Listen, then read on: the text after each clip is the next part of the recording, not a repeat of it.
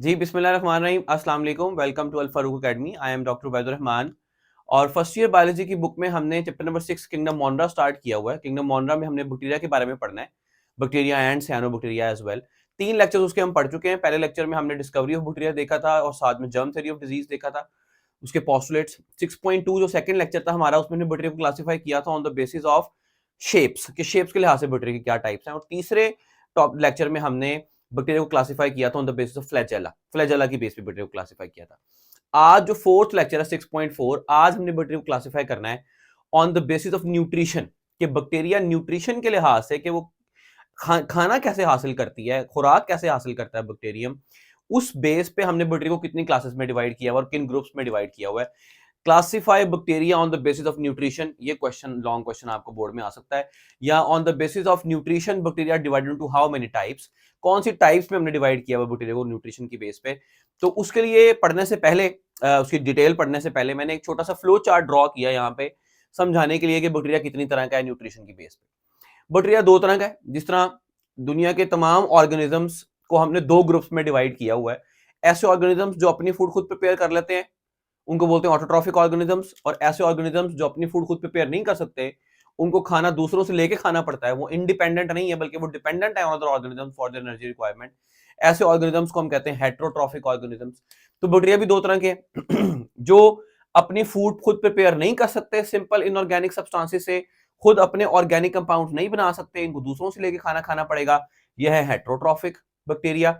और ऐसे बैक्टीरिया जो अपनी फूड खुद प्रिपेयर कर सकते हैं फ्रॉम सिंपल इनऑर्गेनिक सब्सटेंसेस, उनको बोल दिया ऑटोट्रॉफिक बैक्टीरिया।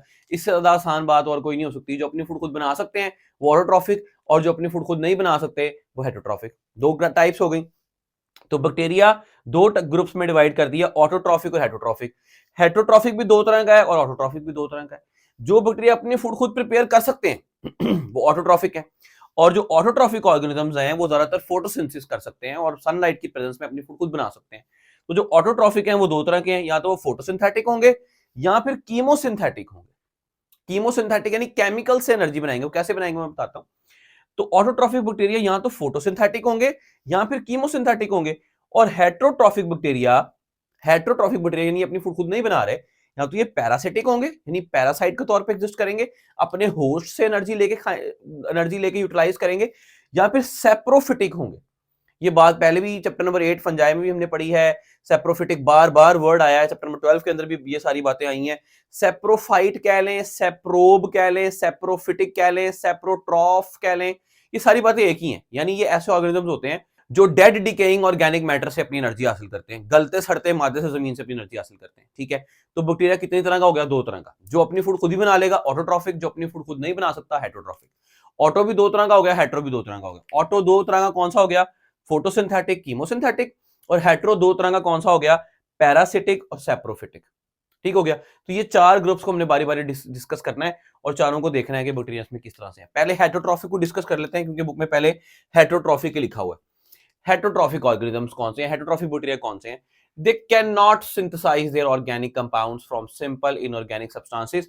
ये अपने ऑर्गेनिक कंपाउंड्स यानी शुगर्स को, कॉम्प्लेक्स कार्बोहाइड्रेट्स को, प्रोटीन्स को, लिपिड्स को, ऑर्गेनिक कंपाउंड्स को सिंपल इनऑर्गेनिक सब्सटेंसेस जो ये अपनी बॉडी में अब्सॉर्ब करें उससे नहीं बना सकते। कैन नॉट सिंथेसाइज, नहीं बना सकते। इनको दूसरे ऑर्गेनिजम्स पे डिपेंड करना पड़ेगा या किसी और तरीके से एनर्जी को हासिल करना पड़ेगा। ये खुद से अपनी एनर्जी प्रिपेयर नहीं कर सकते। ऐसे ऑर्गेनिजम्स को हम बोलते हैं हेटेरोट्रॉफिक ऑर्गेनिजम्स। ठीक हो गया। जो अपनी एनर्जी खुद नहीं बना सकते, दूसरों से एनर्जी लेके खानी पड़ेगी या दूसरों से न्यूट्रिएंट्स लेके खाने पड़ेंगे, ऐसे ऑर्गेनिजम्स को हम कहते हैं हेटेरोट्रॉफिक ऑर्गेनिजम्स। ये तो 9th क्लास की बात है। फर्स्ट ईयर में आते हुए हर बच्चे को पता है कि हेटेरोट्रॉफिक ऑर्गेनिजम्स क्या है। अब आ जाए नेक्स्ट की हेटेरोट्रॉफिक कितनी तरह की है? दो तरह की है, एक है सेप्रोफिटिक और एक है पैरासिटिक। तो पहले सेप्रोफिटिक को देख लें। सेप्रोफिटिक बैक्टीरिया ऐसे बैक्टीरिया हैं, सेप्रोफाइट्स कह लें, सेप्रोफिटिक कह लें, सेप्रोट्रॉफिक कह लें, सेप्रोबिक कह लें, एक ही बात है। ये सेप्रोफिटिक बैक्टीरिया ऐसे बैक्टीरिया हैं जो कि डेड डिकेइंग ऑर्गेनिक मैटर से, गलते सड़ते मादे से अपनी एनर्जी हासिल करेंगे, उनको एब्जॉर्ब करेंगे। दीज बैक्टीरिया डिकम्पोजर्स, ये डिकम्पोजर्स हैं। बार बार हमने बैक्टीरिया के बारे में पढ़ा कि दो तरह के डिकम्पोजर्स हैं बड़े फेमस, फंजाई और बैक्टीरिया। ये लोग क्या करते हैं? जो गलता सड़ता मादा होता है, डेड डिकेइंग ऑर्गेनिक मैटर होता है। डेड डिकेइंग ऑर्गेनिक मैटर क्या हुआ? कि प्लांट था, प्लांट मर गया, मुरझा गया, जमीन में चला गया, प्लांट का पत्ता गिरा, जमीन में चला गया, कोई ऑर्गेनिज्म जिंदा था, रैबिट मर गया, बिल्ली मर गई, कोई भी मर गया, वो ऑर्गेनिज्म जो मर गया है उसके ऊपर बैक्टीरिया अपनी बॉडी से एंजाइम सीक्रेट करेंगे, उन लार्ज कॉम्प्लेक्स सब्सटेंसेस को छोटे छोटे सिंपलर सब्सटेंसेस में कन्वर्ट करेंगे और उनको कन्वर्ट करने के बाद अपनी बॉडी में अब्सॉर्ब कर लेंगे। ये जो ये सारा कुछ कर रहे हैं ये डिकम्पोजिशन है, और जो ये बैक्टीरिया हैं ये डिकम्पोजर्स हैं, और जो इस तरह से डेड डिकेइंग ऑर्गेनिक मैटर से एनर्जी हासिल करते हैं, इस तरह के बैक्टीरिया को बोलते हैं सेप्रोफिटिक बैक्टीरिया। क्या बोलते हैं? सेप्रोफिटिक। बस एक नई बात क्या है? नई बात यह है कि जो ये डेड डिकेइंग ऑर्गेनिक मटेरियल है ना, जो गलते सड़ते प्लांट्स हैं और एनिमल्स हैं, इनका दूसरा नाम है, इनका एक खास नाम है, इस गलते सड़ते मादे का, मैटर का एक खास नाम है, उसका नाम है ह्यूमस। क्या नाम है? ह्यूमस। ठीक है, इसको हमस नहीं कहना, हमास नहीं कहना, यह ह्यूमस। सेप्रोफिटिक बैक्टीरिया कैसे अपनी एनर्जी हासिल करेंगे? From dead decaying organic matter. Dead decaying organic matter से हासिल करेंगे। डेड डिकेइंग ऑर्गेनिक मैटर उनको कहां पे मिलेगा? सॉइल में मिलेगा। सॉइल में कहां से मिलेगा? सॉइल में ह्यूमस पड़ा हुआ है। ह्यूमस क्या होता है? Define humus, materials resulting from the partial decay of plant and animals. वो मादा जो बना पौधों के और जानवरों के डिके, गलने सड़ने से, टूटने से, डिकम्पोजिशन से, पार्शियल, ऑब्वियस ही बात है, अभी पूरी मुकम्मल डिकम्पोजिशन तो नहीं हो गई ना, अभी डिकम्पोजिशन शुरू हुई है, जस्ट अभी हल्का सा अभी डिकम्पोजिशन शुरू हुई है। तो जो पार्शियल डिके वाला जो ऑर्गेनिक मैटर आपको मिला हुआ नजर आएगा, गलता सड़ता मादा बाहर पड़ा हुआ नजर आएगा, दैट इज कॉल्ड ह्यूमस। उसके अंदर अभी भी और इतनी बहुत सारे ऑर्गेनिक न्यूट्रिएंट्स मौजूद हैं जिनको वो बैक्टीरिया तोड़ सकता है और उसको अब्सॉर्ब कर सकता है, उससे एनर्जी हासिल कर सकता है। अगर तो कंप्लीटली डिके हो गया, कंप्लीटली डिकम्पोज हो गया, फिर तो खत्म ही हो गए ना सारे न्यूट्रिएंट्स, फिर तो कुछ बचा ही नहीं अब्सॉर्ब करने के लिए। इसलिए हम क्या बात वर्ड यूज करेंगे? पार्शियल। पार्शियल का मतलब है अभी मुकम्मल नहीं हुआ, that is not complete, incomplete. Partial means incomplete. तो what is humus? Humus is a material resulting from the partial decay of plants and animals. Plants and animals के पार्शियल डिके से जो मटेरियल बनेगा, जो कि सॉइल में मौजूद होगा, उसे क्या बोलेंगे? ह्यूमस। सॉइल में क्या मौजूद होंगे? बैक्टीरिया। ये बैक्टीरिया क्या करेंगे? ये बैक्टीरिया इस ह्यूमस के ऊपर अपनी बॉडी से एंजाइम्स रिलीज करेंगे। वो enzyme strong digestive hydrolytic enzymes होंगे जो कि इन कॉम्प्लेक्स ऑर्गेनिक कंपाउंड्स को, सब्सटेंसेस को जो कि ह्यूमस में मौजूद है, उनको तोड़ सकेंगे, उनको उनको छोटे सब्सटेंसेस में कन्वर्ट कर सकेंगे इनटू सिंपलर सब्सटेंसेस, और जब सिंपलर सब्सटेंसेस में तोड़ देंगे तो फिर अब्सॉर्ब कर लेंगे और अब्सॉर्ब करके एनर्जी हासिल कर लेंगे। ठीक है, तो ये वाले जो ऑर्गेनिजम्स हैं दे आर सेप्रोफिटिक बैक्टीरिया। ये वाले जो बैक्टीरिया इस तरह से डेड डिकेइंग ऑर्गेनिक मैटर से एनर्जी हासिल कर रहे हैं, ह्यूमस से एनर्जी हासिल कर रहे हैं, ह्यूमस को अब्सॉर्ब कर रहे हैं, large organic dead decaying organic matter को तोड़ रहे हैं, सिंपल सब्सटेंसेस में कन्वर्ट कर रहे हैं, डिकम्पोजिशन कर रहे हैं। ये जो डिकम्पोजर्स वाले बैक्टीरिया हैं ये सेप्रोफिटिक बैक्टीरिया। ठीक है, बहुत सारी एग्जांपल्स है सेप्रोफिटिक बैक्टीरिया की, लेकिन बुक में कोई भी नहीं लिखी हुई। एक जो जर्नल बैक्टीरिया में इकोलाई, उसकी एग्जांपल लिख लें। इकोलाई जो है ना वो सेप्रोफिटिक बैक्टीरिया है। E coli can exist as parasite as well, E coli can be saprophytic as well. ठीक है, तो इकोलाई, एस्क्रिशिया कोलाई कॉमन नाम है रॉड शेप बैक्टीरिया में, it is a saprophytic bacteria. ठीक हो गया। तो डेड डिकेइंग ऑर्गेनिक मैटर से एनर्जी हासिल कर रहे हैं, सॉइल में मौजूद है ह्यूमस। ह्यूमस क्या है? ऐसा मटेरियल जो कि partial decay of plants and animals से बन रहा है। बैक्टीरिया उसकी बॉडी पे एंजाइम रिलीज करेंगे, उन कॉम्प्लेक्स सब्सटेंसेस को छोटे सब्सटेंसेस में तोड़ लेंगे, तोड़ने के बाद एनर्जी हासिल कर लेंगे उनको अब्सॉर्ब करके। ये थे सेप्रोफिटिक बैक्टीरिया। जो हेटेरोट्रॉफिक का दूसरा टाइप है वो है पैरासिटिक बैक्टीरिया। बहुत आसान है। पैरासिटिक बैक्टीरिया क्या है? पैरासाइट्स, यानी they live in the body of the host and drive all the energy and all the nutrients from there host. अपने होस्ट से एनर्जी हासिल करेंगे। सारे डिजीज कॉजिंग जो बैक्टीरिया है जो कि एनिमल्स और प्लांट्स को डिजीज कॉज कर रहे हैं, वो उनकी बॉडी में जाके उनसे एनर्जी हासिल करते हैं, न्यूट्रिएंट्स हासिल करते हैं, तो उनको बीमारी हो जाती है कोई ना कोई। तो ऐसे सारे बैक्टीरिया कौन से बैक्टीरिया होंगे? Parasitic bacteria. कोई डिटेल बुक में नहीं लिखी हुई, एक लाइन सिंपली याद करनी है।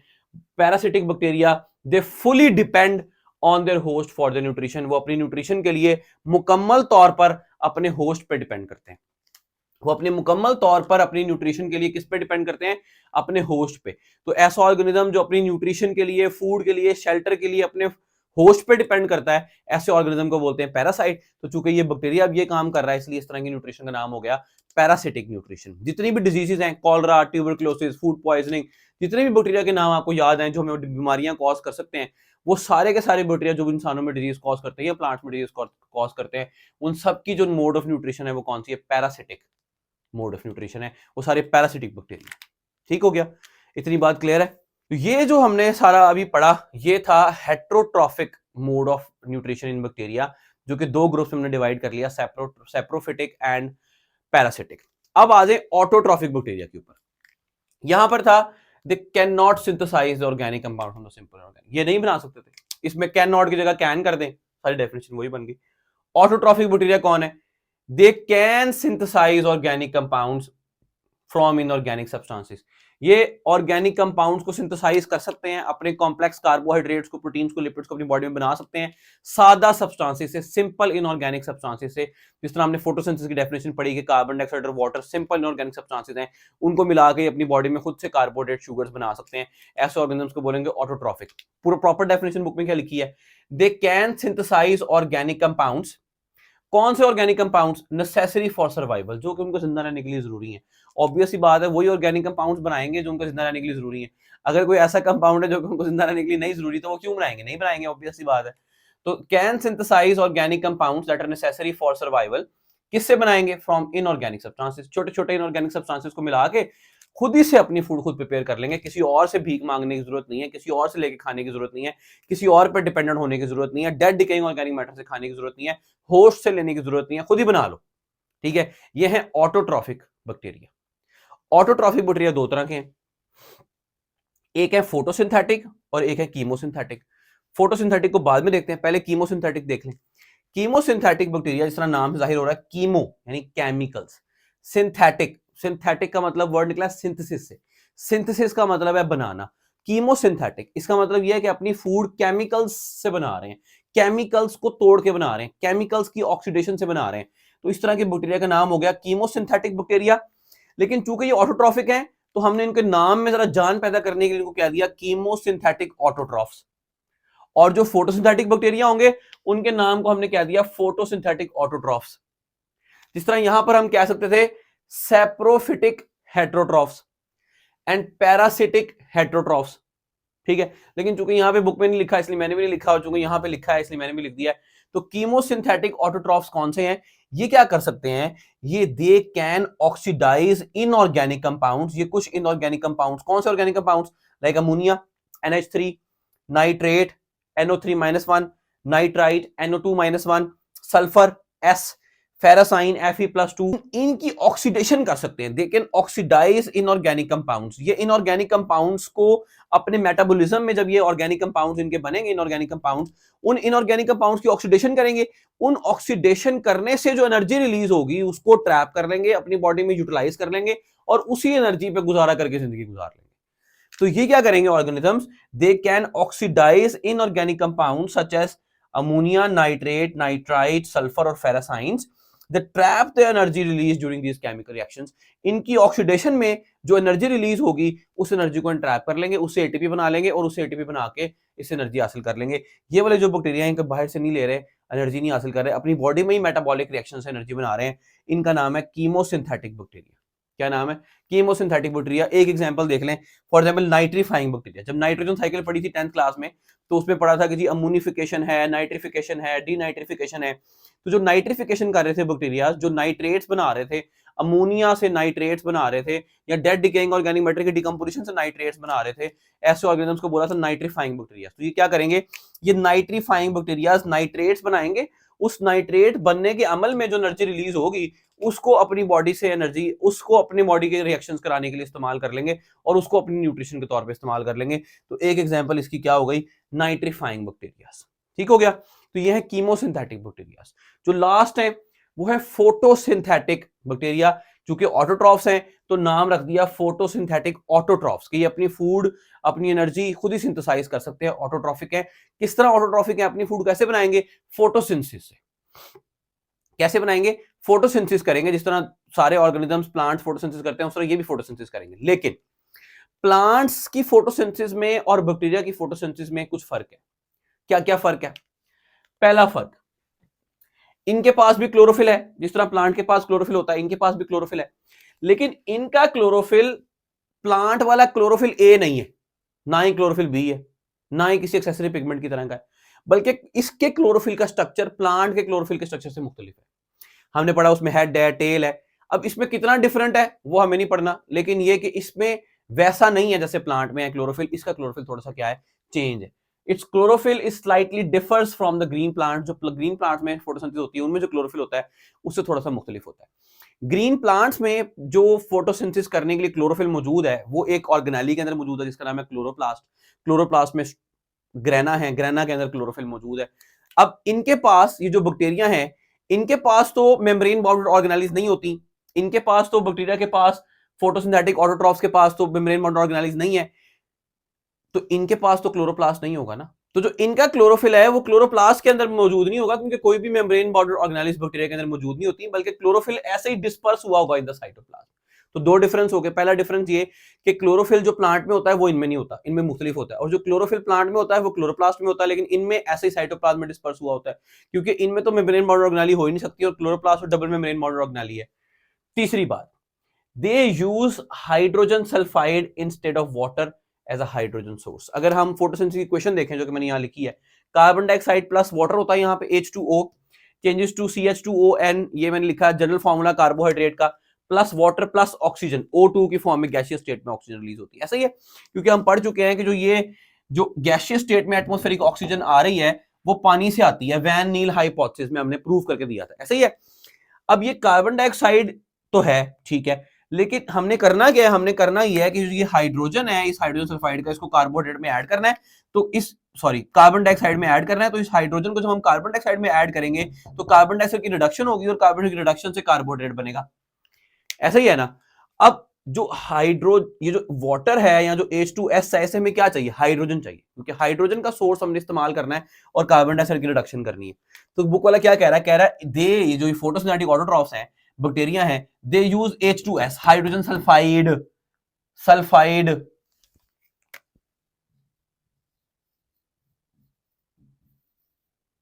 Hydrogen sulphide instead of water, पानी की जगह हाइड्रोजन सल्फाइड यूज करेंगे। तो जब ये वाला S जो निकलना था, इस S ये जो O यहां पे होना था, इसने गैसीय स्टेट में रिलीज होना था, तो चूंकि गैसीय स्टेट में ऑक्सीजन यहां पे है ही नहीं, तो यहां से क्या रिलीज हो जाएगा, as a by product sulphur release हो जाएगा। ठीक है, क्योंकि O तो है ही नहीं, क्योंकि जो कार्बन डाइऑक्साइड वाला O होता है वही कार्बोहाइड्रेट में जाता है और वही वाटर में जाता है। जो वाटर वाला O होता था ना, वो एटमॉस्फेरिक ऑक्सीजन निकलती थी, तो यहां पर तो वाटर है ही नहीं, यहां पर क्या है, हाइड्रोजन सल्फाइड। तो ये हाइड्रोजन इसमें ऐड हो गया, ये कार्बोहाइड्रेट बन गया, ये पानी इसके वाले ऑक्सीजन से बना। ये जो S था, यहाँ पे O निकलना चाहिए था, लेकिन यहाँ पे S था तो S निकल गया एज अ बाय प्रोडक्ट।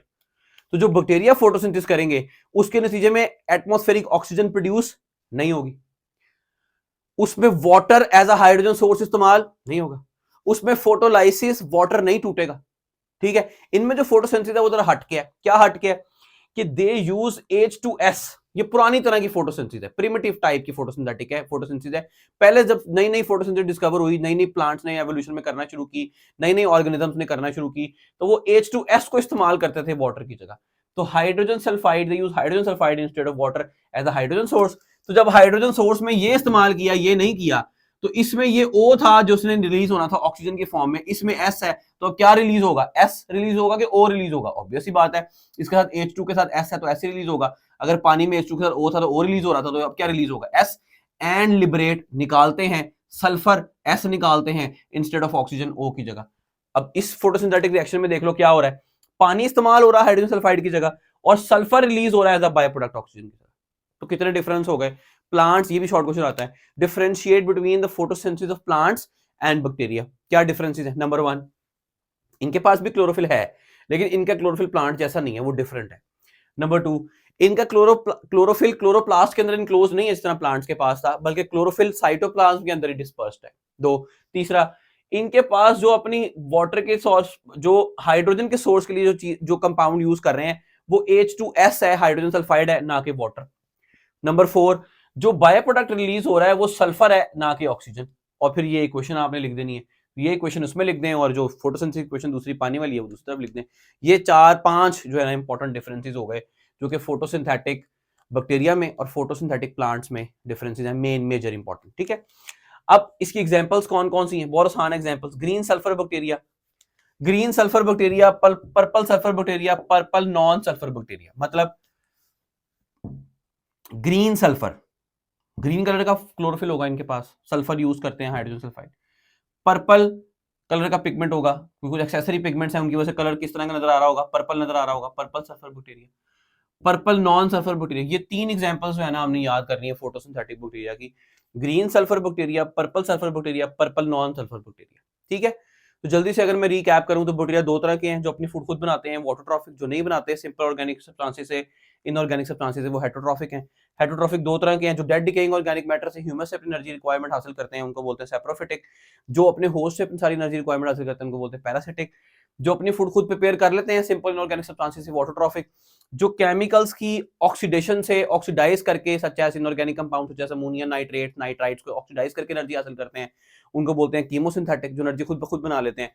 और ऐसे जो फोटोसिंथेसिस करते हैं, लेकिन खास तरह की फोटोसिंथेसिस करते हैं बैक्टीरिया वाली, इनका नाम रख दिया फोटोसिंथेटिक। तो ये हमने न्यूट्रिशन की बेस पे बैक्टीरिया को क्लासिफाई कर लिया। ठीक है, अब नेक्स्ट जो है ना, हमने बैक्टीरिया को क्लासिफाई करना on the basis of respiration, कि रेस्पिरेशन उनमें कैसी है, और फिर ग्रोथ कैसी है, ग्रोथ और रिप्रोडक्शन पढ़नी है बैक्टीरिया की। हाँ जी, तो नेक्स्ट अब जो है ना, हमने बैक्टीरिया को रेस्पिरेशन की बेस पे क्लासिफाई करना है, कि रेस्पिरेशन की बेस पे बैक्टीरिया को कितने ग्रुप्स में डिवाइड किया गया है। हमने पहले ग्रुप्स को फ्लैजेला की बेस पे बैक्टीरिया को डिवाइड किया, शेप्स की बेस पे किया, न्यूट्रिशन की बेस पे किया, और अब हम बैक्टीरिया को डिवाइड करने लगे हैं on the basis of respiration, bacteria कैसे करता है। ठीक है, कुछ बैक्टीरिया ऐसे हैं जो कि ऑक्सीजन की प्रेजेंस में ग्रो करना चाहते हैं, एरोबिक रेस्पिरेशन करते हैं, ऑक्सीजन की वजह से ग्लूकोज को तोड़ते हैं, उनको कह दिया एरोबिक बैक्टीरिया।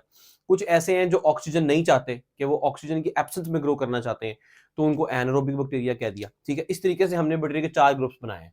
पहला है एरोबिक बैक्टीरिया, दूसरा है एनारोबिक बैक्टीरिया, तीसरा है फैकल्टेटिव बैक्टीरिया, और चौथा है माइक्रो एरोफिलिक बैक्टीरिया। ये 4 ग्रुप्स हैं बैक्टीरिया के जो हमने बनाए हैं। एरोबिक बैक्टीरिया सबसे आसान है, एरोबिक एयर से बात हो रही है, ऑक्सीजन की बात हो रही है, रिक्वायरिंग फ्री ऑक्सीजन। ये ऐसे बैक्टीरिया हैं जिनको free oxygen, atmospheric oxygen O2 की फॉर्म में चाहिए। जब इनको ये ऑक्सीजन चाहिए तो ऑब्वियस सी बात है, इसलिए चाहिए क्योंकि इनको अपने रेस्पिरेशन में इस्तेमाल करनी है। Bacteria are able to grow in the presence of oxygen. ये ऐसे बैक्टीरिया हैं जो कि ऑक्सीजन की प्रेजेंस में ग्रो करते हैं, ऑक्सीजन की मौजूदगी में ग्रो करते हैं। अगर ऑक्सीजन नहीं होगी तो ये अपने ग्लूकोज को नहीं तोड़ सकेंगे, और मेटाबॉलिज्म नहीं कर सकेंगे, और एनर्जी नहीं हासिल कर सकेंगे, और ग्रो नहीं कर सकेंगे। तो ये है एरोबिक बैक्टीरिया। साथ साथ हमने इन चारों टाइप्स की एक एक एग्जांपल याद करते रहनी है। ये 7 पैराग्राफ के साथ बुक में येलो बॉक्स में साथ दी हुई है, एक एक एग्जांपल साथ याद करते रहनी है। एरोबिक बैक्टीरिया के एग्जांपल है सूडोमोनास। क्या एग्जांपल है? सूडोमोनास। पी साइलेंट है, सूडोमोनास। सेकंड ग्रुप पे आ जाएं। सेकंड ग्रुप है एन एरोबिक बैक्टीरियम। एन का मतलब है एब्सेंट, नहीं है।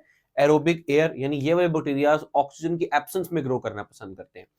अब कुछ बच्चों को ये लगता है कि एनारोबिक ऑर्गेनिजम्स ऐसे ऑर्गेनिजम्स हैं कि अगर ऑक्सीजन नहीं होगी तो ये ग्रो करेंगे। कुछ ऐसे हैं जिनको ये लगता है कि ऑक्सीजन हो या ना हो इनको कोई फर्क नहीं पड़ता, इन्होंने तो ऑक्सीजन इस्तेमाल नहीं करनी अपनी रेस्पिरेशन में। लेकिन ये ऐसे बैक्टीरियाज हैं जो कि ऑक्सीजन की एब्सेंस में ग्रो करते हैं। ये ऐसी जगह पे ग्रो करते हैं जहां पे ऑक्सीजन फ्री ऑक्सीजन को ना मिले। क्यों? क्योंकि अगर ऑक्सीजन को मिलेगी, ये ऑक्सीजन की प्रेजेंस में ग्रो नहीं कर सकते। ये नहीं कि हो या ना हो इनको फर्क नहीं पड़ता, इनको फर्क पड़ता है। ऑक्सीजन नहीं होनी चाहिए जहां पे ये ग्रो कर रहे हैं, वहां पे ऑक्सीजन नहीं होनी चाहिए। क्यों? क्योंकि ऑक्सीजन अगर ये होगी तो इनके मेटाबॉलिज्म में ऑक्सीजन इनके अंदर चली जाएगी, और ऑक्सीजन जाके फ्री रेडिकल बना लेगी। फ्री रेडिकल आपको पता है किस तरह का बनता है, कि ऑक्सीजन और उसके ऊपर एक इलेक्ट्रॉन का डॉट हम शो करते हैं। तो ये फ्री रेडिकल्स हैं, they are highly strongly oxidising agent. तो ये जाके उसको तोड़ देंगे और डैमेज कर देंगे। जो एनारोबिक बैक्टीरियाज हैं वो एरोबिक एनवायरनमेंट में सर्वाइव नहीं कर सकते। तो एनारोबिक बैक्टीरिया कौन से बैक्टीरिया हैं?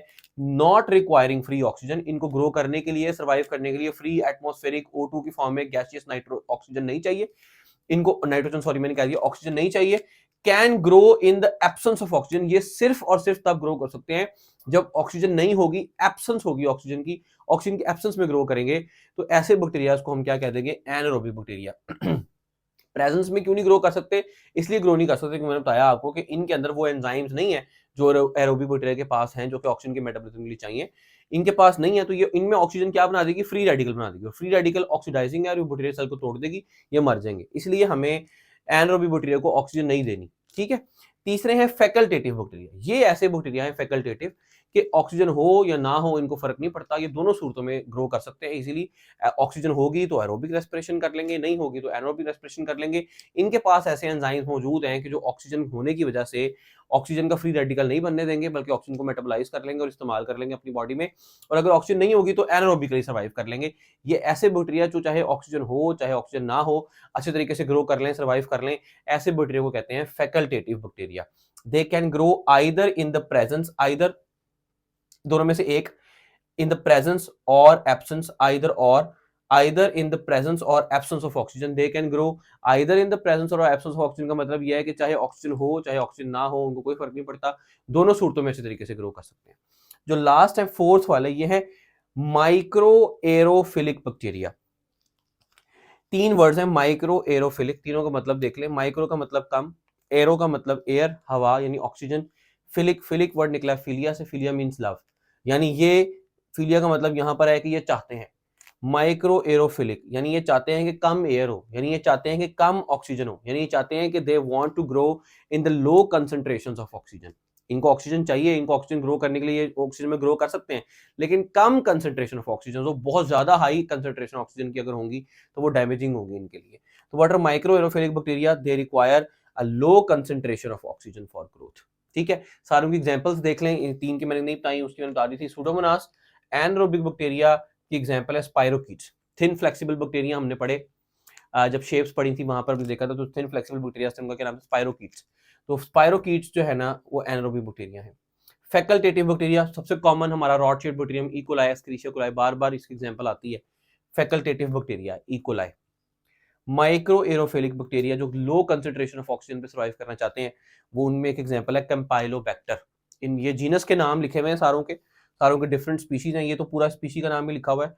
ये भी स्पाइरोकीट्स भी जीनस है, पूरा सूडोमोनास भी जीनस है, और कैंपाइलोबैक्टर भी जीनस है। देखो कैपिटल लेटर से मैंने लिखा, सही है। तो ये है कैंपाइलोबैक्टर के आगे बहुत सारी स्पीशीज हैं, कैंपाइलोबैक्टर जेजनी, ये वो। तो ये जो है ना 4 ग्रुप्स में डिवाइड किया हुआ है रेस्पिरेशन के लिहाज से बैक्टीरिया को, कि बैक्टीरिया कौन कौन से रेस्पिरेशन के मेथड से तरीके से कार से जो है ना वो रेस्पिरेशन करता है। एरोबिक है, एनारोबिक है, फैकल्टेटिव है और माइक्रो एरोफिलिक है। जो ऑक्सीजन की प्रेजेंस में ग्रो करते हैं उनको ऑक्सीजन चाहिए, वो एरोबिक। जिनको ऑक्सीजन नहीं चाहिए यानी वो ऑक्सीजन की प्रेजेंस में ग्रो नहीं कर सकते, ऑक्सीजन नहीं होनी चाहिए उनकी ग्रोथ के लिए लाजमी है, वो एनारोबिक। जो ऑक्सीजन हो ना हो उनको फर्क नहीं पड़ता, वो फैकल्टेटिव। और लास्ट जिनको लो कंसंट्रेशन ऑफ ऑक्सीजन चाहिए, that is micro aerophilic. Examples Pseudomonas, स्पाइरोकीट्स, E coli और कैंपाइलोबैक्टर। ये 4 ग्रुप्स में हमने बैक्टीरिया को डिवाइड कर दिया रेस्पिरेशन के लिहाज से।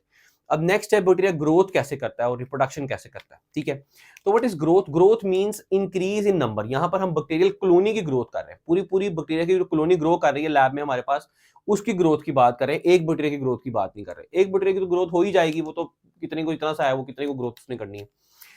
तो ग्रोथ मतलब क्या है? Increase in the number of cells. अगर बैक्टीरियल सेल्स की तादाद में इजाफा हो रहा है, इसका मतलब हम ये कहेंगे कि बैक्टीरियल सेल में ग्रोथ हो रही है। ठीक है, और जो बैक्टीरियल सेल में ग्रोथ है वो उसको हमने डिवाइड किया हुआ डिफरेंट फेजेस में, वो मैं आपको बताता हूँ। बाकी ये है कि जो रिप्रोडक्शन की बात है साथ में, तो बैक्टीरिया एसेक्सुअल रिप्रोडक्शन भी करता है और सेक्सुअल रिप्रोडक्शन भी करता है।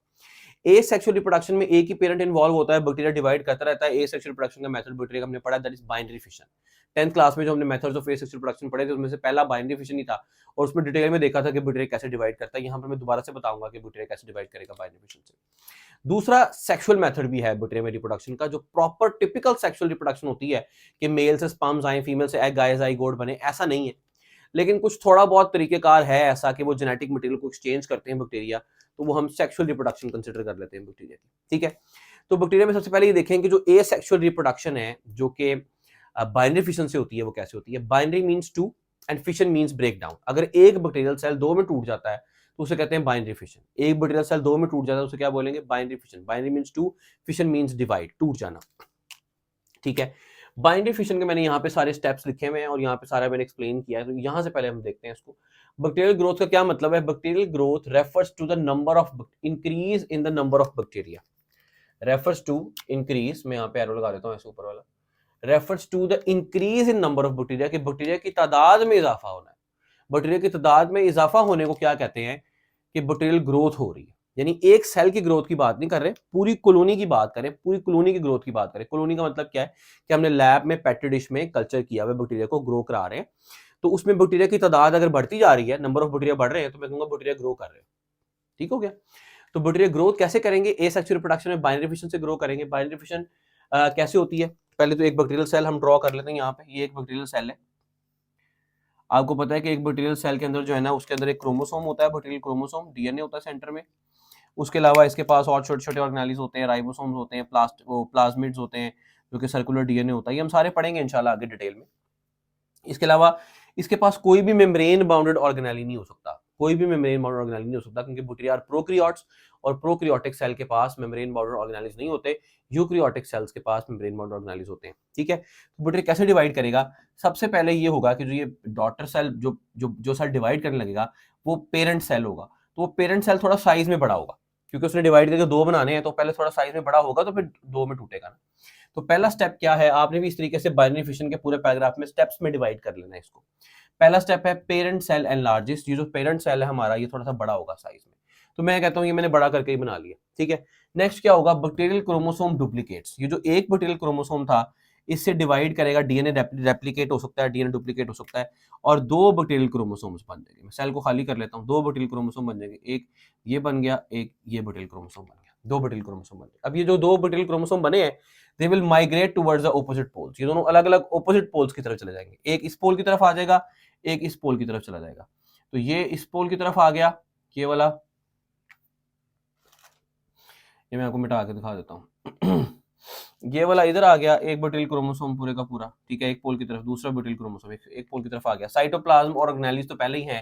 मेन इंपॉर्टेंट हमने क्या करना होता है, जब हमने सेल को डिवाइड करना होता है, तो सेल के अंदर जो न्यूक्लियर मटेरियल है, क्रोमोसोम्स हैं, उनको डिवाइड करना होता है दो पार्ट में, और साइटोप्लाज्म को डिवाइड करना होता है। जब हम न्यूक्लियस को डिवाइड करते हैं दैट इज कॉल्ड कैरियोकिनेसिस, और जब हम साइटोप्लाज्म को डिवाइड करते हैं दैट इज कॉल्ड साइटोकिनेसिस। तो यहाँ पर तो प्रॉपर ये तो सारी फेजेस माइटोसिस की हैं। तो माइटोसिस में हम कहते हैं कैरियो साइटो, तो ये तो बाइनरी फिशन है सिंपल। तो यहाँ पर हमने ये फेजेस के नाम नहीं लेने, लेकिन ऑब्वियसली पहले न्यूक्लियस इसमें नहीं है, क्रोमेटिन मटेरियल है, तो क्रोमेटिन मटेरियल को सेपरेट करेंगे, दो हाफ में डिवाइड करेंगे, और साइटोप्लाज्म को डिवाइड करेंगे, तो पूरा बैक्टीरियल सेल हमारे पास आधा आधा हो जाएगा। तो पहला स्टेप क्या हुआ, पेरेंट सेल बड़ा हुआ। दूसरा स्टेप क्या हुआ, बैक्टीरियल क्रोमोसोम डुप्लीकेट हुआ। तीसरा स्टेप क्या हुआ, बैक्टीरियल क्रोमोसोम्स के जो दो बने थे वो माइग्रेटेड टुवर्ड्स ऑपोजिट पोल्स, वो ऑपोजिट पोल्स की तरफ चले गए। अब क्या होगा, अब simply plasma membrane pinches inwards at the centre of the cell. Cell के सेंटर से, ये जो सेल मेम्ब्रेन है सेल की, ये अंदर को धंसना शुरू हो जाएगी, ये अंदर को धंसेगी, यहाँ से भी अंदर धंसेगी, ये भी अंदर धंसेगी, और ये दोनों सेल्स की सेल मेम्ब्रेन बन जाएगी ठीक है, तो ये एक सेल की सेल मेम्ब्रेन बन गई, दूसरे सेल की मेम्ब्रेन बन गई। प्लाज्मा मेम्ब्रेन अंदर को पिंच हुई, और एक से कितने सेल बन गए, दो सेल। ठीक है, बस अब लास्ट क्या रह गया, लास्ट ये रह गया कि जो ये वाला बैक्टीरियल सेल बना है ना, एक ये बन गया, एक ये बन गया, लेकिन जो ये वाला सेल बना है ना, ये वाले सेल के पास तो यहाँ से सारी सेल मेम्ब्रेन के साथ सेल वॉल भी थी, लेकिन यहाँ पर जो हमने डिवाइड किया है, तो यहाँ पे सेल मेम्ब्रेन तो आई है, लेकिन सेल वॉल नहीं आई। तो ये जो बैक्टीरियल सेल है ना, ये बाद में अपने अंदर सेल वॉल भी सिक्रीट कर लेगा। तो जब ये दोनों सेल्स अलग अलग हो जाएंगे और जो न्यूक्लियर मटेरियल सेपरेट हो जाएगा, तो फिर ये बैक्टीरियल सेल अपने दरमियान में सेल वॉल भी सिक्रीट कर लेगा। देखो कहता है when nuclear material is evenly distributed, जब दोनों तरफ न्यूक्लियर मटेरियल डिस्ट्रीब्यूट हो गया, cell wall grows inwards to separate the cells. तो फिर ये सेल वॉल भी अंदर को ग्रो करना शुरू कर देगी, सिक्रीट करेगा सेल, और ये सेल अब दोनों कंप्लीट बन गए, दो कंप्लीट बैक्टीरिया बन गए हमारे पास, एक से दो। ये जो स्टेप हमने किया, ये सारा जो हमने फेस प्रोसेस किया, this is called binary fission. इसको हम क्या बोलते हैं, इसको बोलते हैं बाइनरी फिशन। बाइनरी फिशन में क्या हुआ, बाइनरी फिशन में ये हुआ कि एक बैक्टीरियम से हमने दो बैक्टीरिया बना लिए। वो कैसे बनाए, वो ऐसे बनाए कि एक बैक्टीरियल सेल था, वो सेल पहले पेरेंट सेल एनलार्ज हुआ, फिर उसके बाद उसका क्रोमोसोम डुप्लीकेट हुआ, वो दोनों ऑपोजिट पोल्स की तरफ चले गए chromosome, centre cell membrane shrink हुई, इनवर्ड अंदर को धसी, पिंचेस अंदर को ग्रो करती गई, और उसके बाद फिर जो ये बना, इसमें सारी तरफ यहाँ पे सेल वॉल थी, सेंटर में नहीं थी, यहाँ पे सेल वॉल, वो भी सिक्रीट कर ली सेल ने। अब ये दो बैक्टीरियल सेल अलग अलग हो गए। अब ये दो बैक्टीरियल सेल बने हैं, ये होगी बाइनरी फिशन।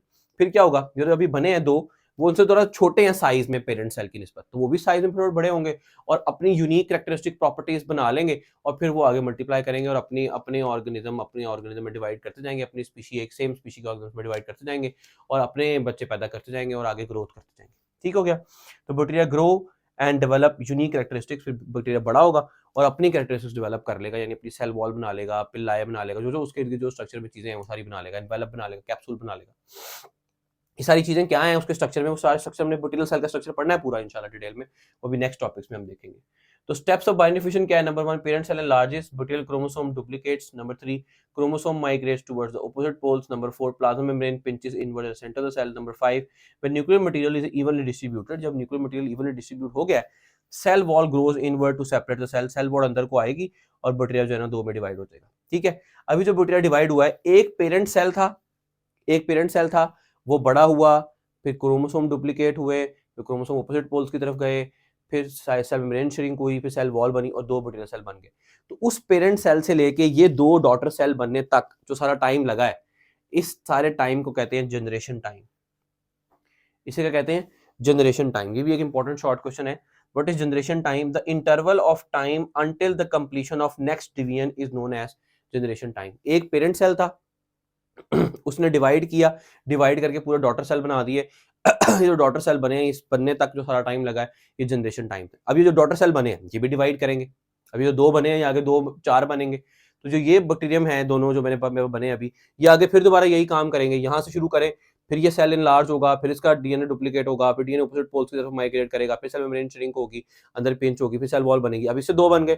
अब इसके बनने से लेके अगले 2 इससे बनने तक जो सारा टाइम आया है, वो सारा क्या कहलाएगा? Generation time. तो generation time is the interval of time, वो टाइम पीरियड का इंटरवल है until the completion of next division, जबकि एक बैक्टीरिया डिवाइड होके नेक्स्ट बैक्टीरिया तक नहीं आ जाता। ठीक है, तो यह जनरेशन टाइम। अब बात हम कर लेते हैं ग्रोथ ऑफ द बैक्टीरिया की। तो ग्रोथ जो बैक्टीरिया की है ना, मैंने आपको बताया, it refers to the increase in number of the bacteria. Number of bacteria कहाँ पे बढ़ रहे हैं? हमने पेट्री डिश में, लैब में, कल्चर कर रहे हैं बैक्टीरिया को लैब में, और हम उसमें देखना चाह रहे हैं कि बैक्टीरिया कितनी ग्रोथ कर रहा है, कितने ज्यादा हो रहे हैं बैक्टीरिया। ठीक है, उस बैक्टीरिया की ग्रोथ को जब हमने लैब में कल्चर करते हैं, हमने 4 फेजेस में डिवाइड किया हुआ है। 4 फेजेस में डिवाइड कर दिया बैक्टीरियल ग्रोथ को, और वो 4 फेजेस मैंने यहाँ पे लिखे हैं। फेजेस का नाम क्या है? Lag phase, log phase, stationary phase और डेथ और डिक्लाइन फेज। ये 4 फेजेस के नाम लिखे हैं। लैग, लॉग, स्टेशनरी और डेथ, ये 4 फेजेस के नाम लिखे हैं। लैग, लॉग, स्टेशनरी और डेथ। ठीक है, तो पहली फेज है लैग फेज। देखो फॉर एग्जांपल, एक यहाँ पे हमने पेट्री डिश ली, पेट्री डिश के अंदर हमने बैक्टीरिया को कल्चर किया, बैक्टीरिया को ग्रो कराया, बैक्टीरिया को लगा दिया। अब बैक्टीरिया डिवाइड करें, जैसे ही हमने कल्चर मीडियम रखा हुआ है। पेट्री डिश के अंदर क्या रखा हुआ है? कल्चर मीडियम, जिसमें खाना है, खुराक है बैक्टीरियम के लिए, जो वो फूड को एब्जॉर्ब करके बैक्टीरिया डिवाइड करके ग्रो कर सकता है। अब हमने जब ये इसको कल्चर डिश पे लगा दिया बैक्टीरियम को, तो लगाते साथ ही तो डिवाइड करना नहीं शुरू कर देगा ना, थोड़ा टाइम लेगा, अपनी तैयारी पकड़ेगा कि मैंने अब डिवाइड करना है। तो बैक्टीरिया क्या कर रहे होंगे? अपने आप को तैयार कर रहे होंगे कि अब हम डिवाइड करेंगे और अपनी रिप्रोडक्शन शुरू करेंगे।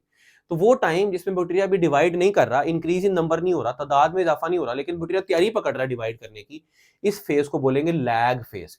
लैग फेज का नाम लैग क्यों रखा गया? लैग में है ए का मतलब है एब्सेंट, यानी इसमें बैक्टीरियल ग्रोथ एब्सेंट है। लग रहा है जैसे बैक्टीरिया ग्रो नहीं कर रहा, लेकिन वो चुपके से तैयारी पकड़ रहा है डिवाइड करने की। तो it is the phase of no growth, इसमें बैक्टीरिया डिवाइड नहीं कर रहा। लैग नहीं है, ग्रोथ नहीं है। Bacteria prepare themselves for division, bacteria अपने आप को तैयारी कब पकड़ रहा है डिवाइड करने की, ग्रोथ करने के लिए तैयारी पकड़ रहा है कि अभी मैं अपने एंजाइम सारे सिंथेसाइज कर लूं, जो मुझे बायोडिफिकेशन के लिए चाहिए, जो चीजें चाहिए वो सारी मैं बना के रख लूं, बस मैं अब शुरू करता हूं डिवाइड करना। तो जो पहली फेज है बैक्टीरियल ग्रोथ की, दैट इज लैग फेज। ठीक हो गया। नेक्स्ट क्या होगा? नेक्स्ट ये होगा कि बैक्टीरिया को जो एनर्जी चाहिए थी, जो सब कुछ चाहिए था, सब कुछ बन गया। अब बैक्टीरिया स्टार्ट टू डिवाइड, और जो डिवाइड करेंगे और स्पीड रैपिडली डिवाइड करना शुरू कर देंगे। स्पीड बैक्टीरिया डिवाइड करना शुरू कर देंगे, यानी हर 90 मिनट्स के बाद, इवन हर 20 मिनट्स के बाद बैक्टीरिया जो है ना, वो एक से दो, 2 से 4, 4 से 8 होने चाहिए, हर 20 मिनट के बाद। ठीक है, हर 20 मिनट के बाद 2 से 4, 4 से 8, 8 से 16, देखो डबल होते जा रहे हैं। 16 से 32, 32 से 64, 64 से 128, 128 256, 256 से 512, 512 से 1024, बढ़ाते जाओ। ये किस तरह की डिवीजन हो रही है? Bacteria divide exponentially. एक्सपोनेंशियली का मतलब है पावर में डिवाइड कर रहे हैं। किसकी पावर में डिवाइड कर रहे हैं? 2 की power, raise to power 2, 2 raise to power 2 4, 4 raise to power 2 8, 8 raise to power 2 16, 16 की पावर 2 32, 32 की पावर 2 64। एक्सपोनेंशियली बैक्टीरिया डिवाइड कर रहे हैं। ठीक है, यानी ये नहीं हो रहा कि 30 बैक्टीरिया थे, फिर 40 हो गए, फिर 50 हो गए, इस तरह डिवाइड नहीं कर रहे, एक्सपोनेंशियली डिवाइड कर रहे हैं, पावर की 2, मतलब बहुत स्पीड में डिवाइड कर रहे हैं। तो इस फेज में जिसमें बैक्टीरिया बहुत स्पीड में डिवाइड करेंगे, रैपिडली डिवाइड करेंगे, एक्सपोनेंशियल रेट पे डिवाइड करेंगे। वर्ड लिखना बड़ा जरूरी है शॉर्ट में जब आएगा, इवन लॉन्ग भी आ जाता है, ये शॉर्ट में जब आएगा तो लिखना बड़ा जरूरी है, एट एक्सपोनेंशियल रेट। तो इस फेज को बोलेंगे लॉग फेज, क्योंकि लॉग भी एक्सपोनेंशियली ग्रोथ कराने में एक्सपोनेंशियल वैल्यूज देता है आपको। ठीक है, वो कैसे देता है वो तो मैथ वाले सर बेहतर बताएंगे आपको। Log phase, it is a phase of rapid growth, तेजी से बैक्टीरिया ग्रो कर रहा है। Bacteria divides at exponential rate, bacteria exponential rate पे ग्रो कर रहा है। मतलब एक था, 1 से 2 बने, 2 से 2 की power 2, 4 4, 4 2 4, 4 squares are 8, 8 squares are 16। इस तरह एक्सपोनेंशियल रेट पे बैक्टीरिया ग्रो कर रहा होगा, और स्पीड बैक्टीरिया कॉलोनी बढ़ जाएगी, ग्रोथ हो जाएगी। ठीक हो गया। अब जब बैक्टीरिया ग्रो कर रहे हैं, ये जो बैक्टीरिया ग्रो कर रहे हैं, अब ऑब्वियस सी बात है, जो बैक्टीरिया ग्रो करते हैं, हर सारे ऑर्गेनिज्म कंपटीशन है, खाना है, सब कुछ है। कुछ मर भी रहे होते हैं, जिस तरह दुनिया में लोग आ भी रहे हैं, जा भी रहे हैं। ठीक है, लेकिन समझो कि बैक्टीरिया बनने की जो तादाद है, बैक्टीरिया की रिप्रोडक्शन की जो तादाद, जो स्पीड है, वो बहुत ज्यादा है। और जो बैक्टीरिया मर रहे हैं, यानी समझो कि अगर 500 बैक्टीरिया बने हैं, तो 5 बैक्टीरिया बीच में से मर भी गए हैं। तो अगर 500 बने और 5 मर गए हैं तो क्या फर्क पड़ता है? कोई फर्क नहीं पड़ता, हमें तो लगेगा बैक्टीरिया ग्रोथ करते जा रहे हैं। तो इस फेज को बोलेंगे लॉग फेज कि बैक्टीरिया ग्रोथ स्पीड ग्रो कर रहे हैं, रैपिड ग्रोथ कर रहे हैं। लेकिन इसमें भी ये बात याद रखनी है कि बैक्टीरिया कुछ ना कुछ साथ में मर रहे होंगे, लेकिन वो इतने कम होंगे कि उनकी उनकी कोई वैल्यू नहीं है। लेकिन अब जो नेक्स्ट फेज है ना, उसमें क्या हुआ कि थोड़ा बहुत जो पेट्री डिश में खाना डाला हुआ था ना, वो खाना खत्म होता गया। अब उसकी वजह से क्या हो रहा है कि कुछ बैक्टीरिया ऐसे हैं जिनको खाना मिल रहा है, कुछ बैक्टीरिया ऐसे जिनको खाना नहीं मिल रहा। तो बैक्टीरिया ग्रो भी कर रहे हैं और मर भी रहे हैं। तो क्या होगा कि अब जिस रफ्तार से बैक्टीरिया बन रहे हैं नए रिप्रोडक्शन में, उसी रफ्तार से बैक्टीरिया मर भी रहे हैं। यानी बैक्टीरिया की रिप्रोडक्शन रेट और बैक्टीरिया का डेथ रेट बराबर हो गया, सेम हो गया। यानी अब मजीद बैक्टीरिया बढ़ नहीं रहे, कॉलोनी ग्रो नहीं कर रही। पहले क्या हुआ था, बैक्टीरिया नहीं थे, हमने लगाए नहीं थे, बैक्टीरिया ने तैयारी पकड़ी, ये लैग फेज थी। बैक्टीरिया डिवाइड करते गए, ग्रोथ करते गए, 1000 में कहता हूँ 1 लाख बैक्टीरिया हो गए उस पेट्री डिश के ऊपर। अभी जो 1 लाख हो गए, पहले 100 हुए, फिर 200 हुए, फिर 300 हुए, फिर 1000 हुए, 5000 हुए, 10,000 हुए, 1 लाख हो गए, बढ़ते जा रहे हैं। ये है सारी लॉग फेज। अब जब 1000 पे पहुंच गए ना, अब समझो कि 1000 पे पहुंचने के बाद जितने बैक्टीरिया बन रहे हैं उतने ही पीछे से मर जाते हैं। जितने नए बनते हैं, फॉर एग्जाम्पल 200 नए मरे, 200 नए बने, वो पीछे से 200 मर गए, फिर 100 नए बने, पीछे से 100 मर गए।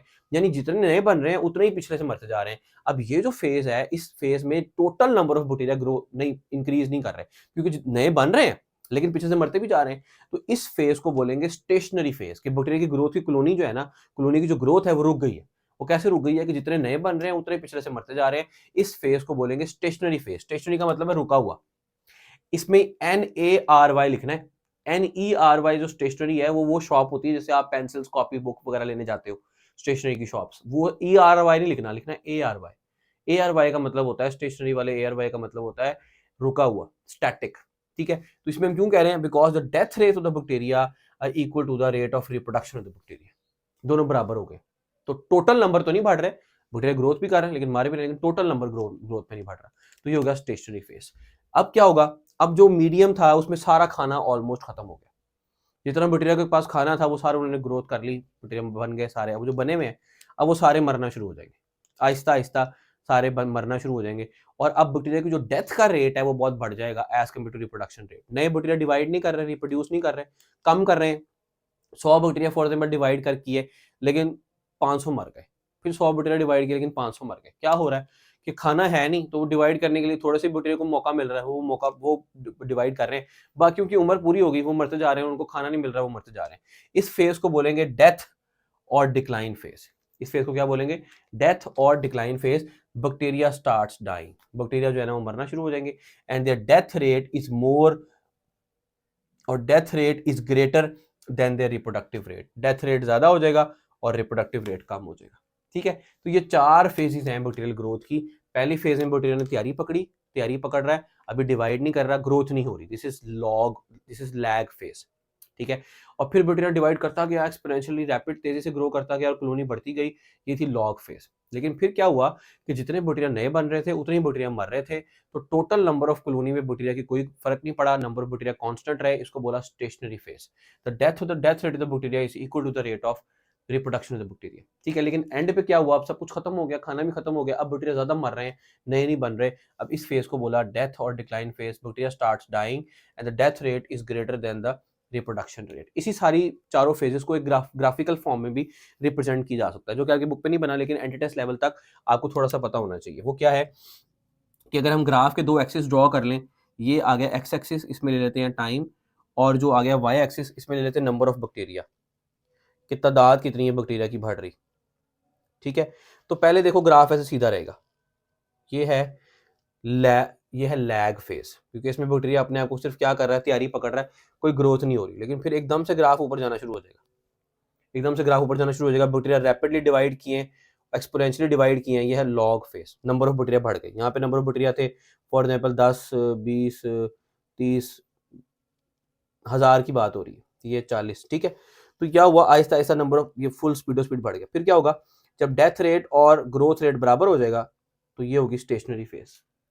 ठीक है, अब दोनों जो है ना, वो ग्रोथ रेट और रिप्रोडक्टिव रेट दोनों बराबर हुए हैं इस टाइम पे।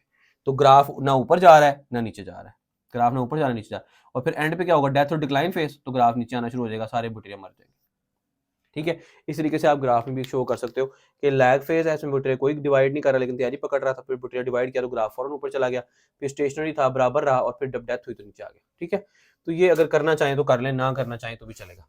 सही, तो ये 4 फेजेस हैं बैक्टीरियल ग्रोथ की। जो लास्ट बात है ना इस सारी बात में से, वो लास्ट बात यह है कि बैक्टीरिया में सेक्सुअल रिप्रोडक्शन कैसे होती है, सेक्सुअल रिप्रोडक्शन कैसे होती है। प्रॉपर सेक्सुअल रिप्रोडक्शन, जो ट्रू सेक्सुअल रिप्रोडक्शन है वो नहीं होती, लेकिन बैक्टीरिया के पास ना एक स्पेशल स्ट्रक्चर है, इसको बोलते हैं पिलाए। तो ये एक पैराग्राफ लिखा हुआ था वहां पे, पीछे से हम मिस करके आए थे, वो पिलाए का पैराग्राफ पढ़ लेते हैं, फिर उसके बाद देखते हैं कि बैक्टीरिया में सेक्सुअल रिप्रोडक्शन कैसे होती है। पिलाए क्या है? पिलाए आर हॉलो, यानी खाली है, खोखले हैं अंदर से। नॉन हेलिकल, यानी स्प्रिंग की तरह के नहीं है बल्कि स्ट्रेट है। हेलिकल मतलब होता है क्वाइल्ड, स्प्रिंग की तरह का। नॉन हेलिकल मतलब स्ट्रेट, जो कि क्वाइल्ड फॉर्म में नहीं है। फिलामेंटस, धागे या डंडियां हैं छोटी। अपेंडेजेस, अपेंडेजेस का मतलब होता है आउटग्रोथ, कोई भी चीज जो सेल से बाहर आती है उसको बोलते हैं अपेंडेजेस। फॉर एग्जाम्पल ये बैक्टीरियल सेल है, तो जो बैक्टीरियल सेल होगा, इस बैक्टीरियल सेल के ऊपर छोटे छोटे से इस तरह से फिंगर लाइक प्रोजेक्शंस बाहर निकली होंगी ऐसे।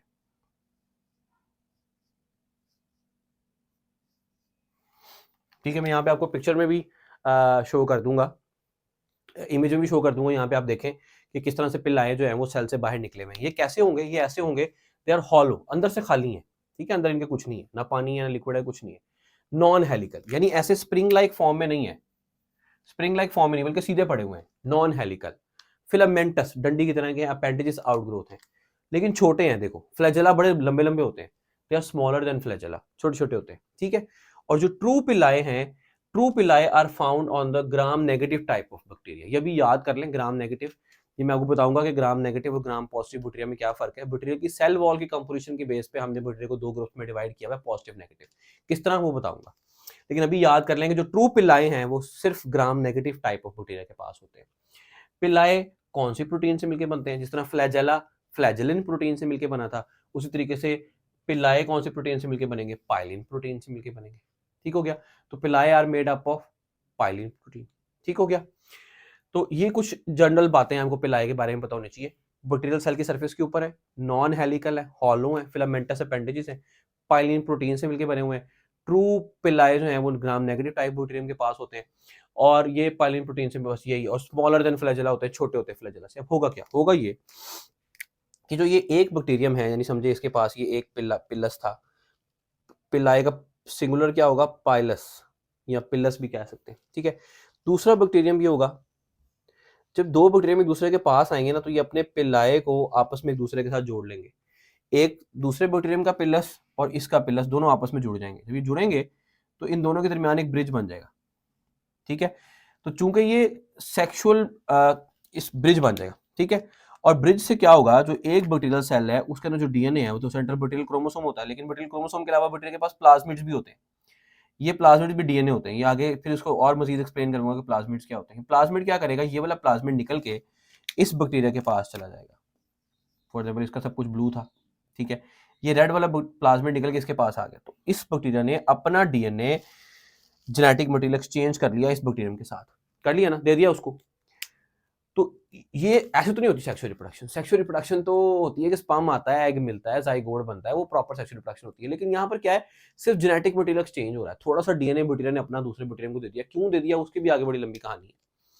तो ये जो दोनों बैक्टीरिया ने आपस में दिया है एक दूसरे को अपना डीएनए, ये जो दिया है, जिसकी मदद से दिया है, वो है पिल्लाए। तो चूंकि इस पिल्लाए का नाम हमने रख दिया सेक्स पिल्लाए। ठीक है, और ये जो प्रोसेस है जिसमें ये बैक्टीरिया एक्सचेंज कर रहा है अपना डीएनए, इस प्रोसेस का नाम है कॉन्जुगेशन। क्या नाम है? Conjugation. This is the mating process of the cell. Mating का मतलब होता है मिलना। तो 2 बैक्टीरियल सेल आपस में मिल रहे हैं और अपना डीएनए एक्सचेंज कर रहे हैं। इस दोनों बैक्टीरिया के आपस में मिलने को, अपना डीएनए एक्सचेंज करने वाले प्रोसेस को बोलते हैं conjugation. This is the mating process of the cell called conjugation. और ये जो है ना, इस तरह से डीएनए आके इसके पास चला गया। सही, यही कॉन्जुगेशन की बात जो है ना, ये पिलाए में भी थोड़ी सी लिखी हुई थी, और यही ग्रोथ के बाद भी एक पैराग्राफ लिखा हुआ है कि बैक्टीरिया में जो है ना, bacteria lack traditional sexual reproduction. इनमें जो ट्रेडिशनल सेक्सुअल रिप्रोडक्शन होती है, इसमें स्पर्म एग मिलते हैं, वो वाली नहीं होती। लेकिन bacteria transfer their genetic material from donor to the recipient bacterium via sex pili. ये क्या करते हैं कि ये जो है ना, अपना एक बैक्टीरियम अपना कुछ जेनेटिक मटेरियल दूसरे बैक्टीरियम को डोनेट कर सकता है। तो चूंकि ये वाला दे रहा है इस सेल को इस टाइम, तो ये वाला हो गया डोनर बैक्टीरियम, और ये वाला ले रहा है, तो ये वाला बैक्टीरियम हो गया रेसिपिएंट बैक्टीरियम। ठीक हो गया। तो डोनर से रेसिपिएंट बैक्टीरियम में ये डीएनए चला जाएगा। तो bacteria lacks traditional sexual reproduction नहीं होती। Bacteria transfer genetic material from donor to recipient, donor से रेसिपिएंट में दे देते हैं अपना डीएनए। किस तरह? वाया, मतलब थ्रू सेक्स पिल्लाई। इन पिल्लाई को सेक्स पिल्लाई भी कहते हैं। और ये जो सारा प्रोसेस हमने किया है, जिसमें बैक्टीरिया ने एक्सचेंज किया अपना डीएनए, इस प्रोसेस को बोलते हैं कॉन्जुगेशन। क्या बोलते हैं? कॉन्जुगेशन। इससे फायदा क्या होगा? न्यू जेनेटिक वैरायटीज आएंगी। कैसे आएंगी? फिर जब प्लाज्मिड पढ़ाऊंगा ना, तब बताऊंगा कि नई वैरायटीज कैसे आएंगी और इसको एक्सचेंज करने का क्या फायदा होगा। तो देख, क्योंकि नई वैरायटी आ गई है और ज्यादा अच्छे अब बैक्टीरिया आ गए, तो they can survive under variety of conditions. तो वो हार्मफुल कंडीशंस को भी अच्छे तरीके से सर्वाइव कर सकेंगे और ज्यादा सख्त वाली एनवायरनमेंट में भी रह सकेंगे। ठीक है। तो ये सारी बात है। हमने बैक्टीरिया की पहले न्यूट्रिशन देखी, फिर उसकी रेस्पिरेशन की क्लासिफिकेशन देखी, फिर उसकी ग्रोथ देखी, ग्रोथ की फेजेस देखी, बाइनरी फिशन एसेक्सुअल रिप्रोडक्शन देखी, और बाइनरी फिशन के स्टेप्स देखे, स्टेजेस देखी, और फिर एंड पे सेक्सुअल रिप्रोडक्शन जो कि कॉन्जुगेशन है और पिल्लाई की मदद से कैसे करता है बैक्टीरिया, उसको देखा। तो ये अच्छे तरीके से सारा याद कर लेना है। इंपॉर्टेंट टॉपिक्स हैं, बहुत सारे शॉर्ट कोर्सेज में से बनते हैं, लॉन्ग बनते हैं। अगर अभी यहाँ तक समझ में आ गई है तो वीडियो को लाइक कर दें, चैनल को सब्सक्राइब कर दें, आगे अपने फ्रेंड्स के साथ भी शेयर करें। अंटिल नेक्स्ट टाइम, अपना ढेर सारा ख्याल रखें। अल्लाह हाफिज़।